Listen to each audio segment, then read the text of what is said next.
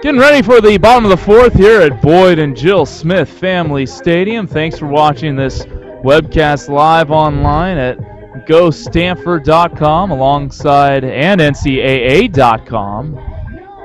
You can watch it in two places online. Alongside Roz Goldon-Wude, my name is Kevin Dan, our technical director, Kari Jones. Tracy Yoshikawa, last time she was up at bat, she made it a 2-1 game. Solo home run. She has 10 in 0-10 now. First pitch looking strike one from Jacobs, who has done damage control so far for the Red Raiders. Has not given up a run since she has been inside the circle, and there's strike two on the outside corner. Coach Shannon Hayes hoping to save Jacobs for Game 2 should Texas Tech win the first contest. But desperation right now for Texas Tech. Desperate times call for desperate measures, and Jacobs had to be thrown into the circle. So far so good for Jacobs. 1-2 pitch, and this one is fouled off, and Yoshikawa doing a good job just to stay alive. Defensive swing.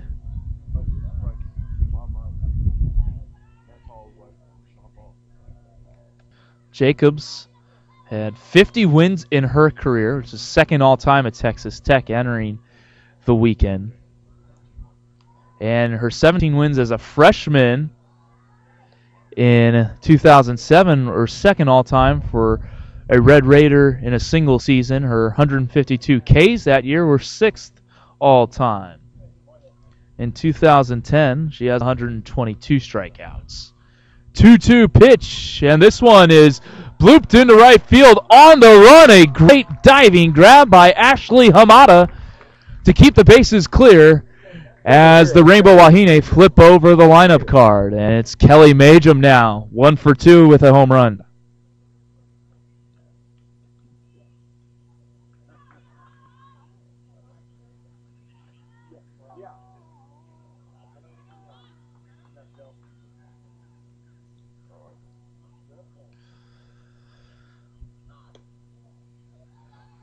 Majum fastball misses low and inside from Jacobs to Majum. Kelly grounded out to second in the second inning in her last plate appearance. Logan Hall at second for the Red Raiders has been stout all regional long, as has this Texas Tech defense. On the season, the Red Raiders with a team fielding percentage of .962. They've made 28 fewer errors than their opponents. This is a bloop over to Bledsoe, who makes the grab. Coming over to Legler's area at short. Number 1, Jessica. And now nobody on, 2 down. Here's Jessica Iwata.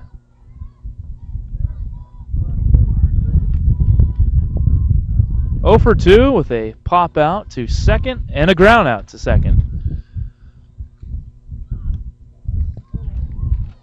Fastball misses outside.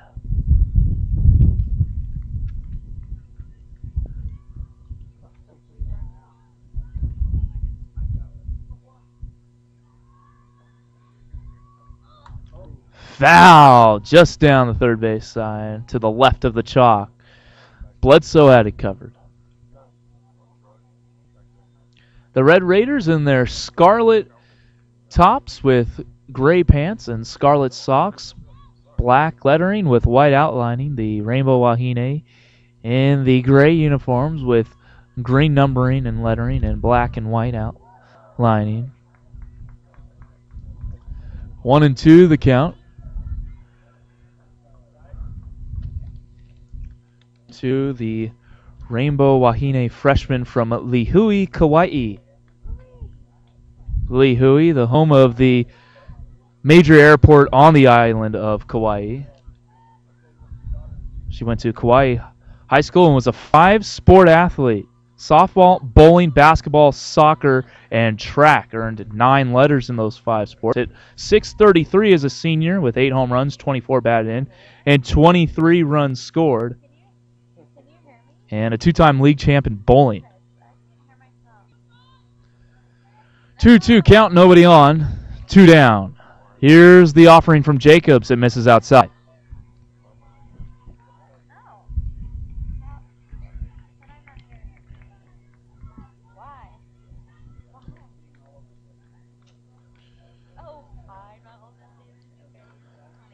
And the shortstop gets ready for the payoff pitch. And it's ball 4. Again, Jacobs trying to work the outside corner. And again, just missing the black.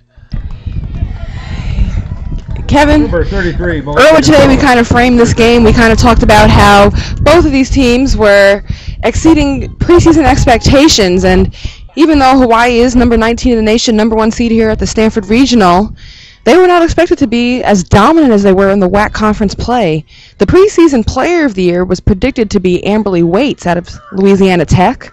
Preseason pitcher of the year was supposed to be Morgan Mello out of Fresno State. And player of the year, Iwata picked that up from University of Hawaii, and pitcher of the year, Ricketts, did that. And they were projected to finish 3rd behind Fresno State and Nevada, but no, they've picked up their first ever WAC tournament, WAC conference championship, and headed here as the number 1 seed. And right now, looking very dominant. They've won their first game, 10-2 Mercy Rule in 5 innings against UC Davis. Stanford University beat them 6-3 on their home field, and now looking pretty darn good. Bats hot for University of Hawaii as usual against Texas Tech in the championship. This is another team that, in their own right, have exceeded expectations. Hawaii picked to finish 3rd. They didn't get a first-place vote. Even New Mexico State, who was picked to finish 4th in the conference, got 1 first-place vote. Fresno State was figured to be the conference champion out of the WAC, and Nevada picked to finish 2nd. Fresno State in the regional championship in Los Angeles against UCLA. We'll give you those scores at the end of this bottom half of the inning. 3-1 count, and there's strike 2 to Melissa Gonzalez. Gonzalez, a walk and a home run in the 1st and 3rd innings. She now has 60 runs batted in on the season. One of 5 Rainbow Wahine to have driven in at least 50. Full count, the pitch, and it's a soft line drive, hit to Bledsoe, and that will do it through 4. This is the first inning that Hawaii did not put up a crooked number on the scoreboard, so the tally remains at 4-1 Wahine over the Red Raiders. We will take a quick break on NCAA.com and come back with the Red Raider half of the 5th.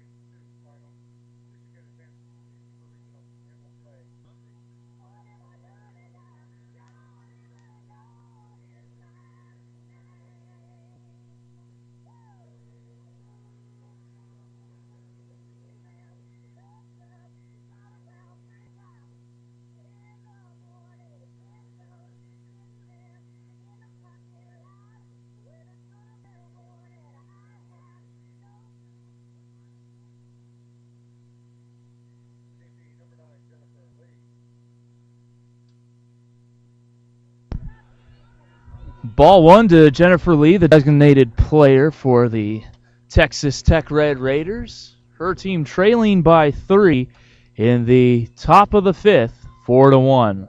Ricketts sends it home, and Lee sends it into center. Ground ball single up the middle for Jennifer Lee, who has just picked up her 16th hit of 2010 in 47 at-bats. Right field.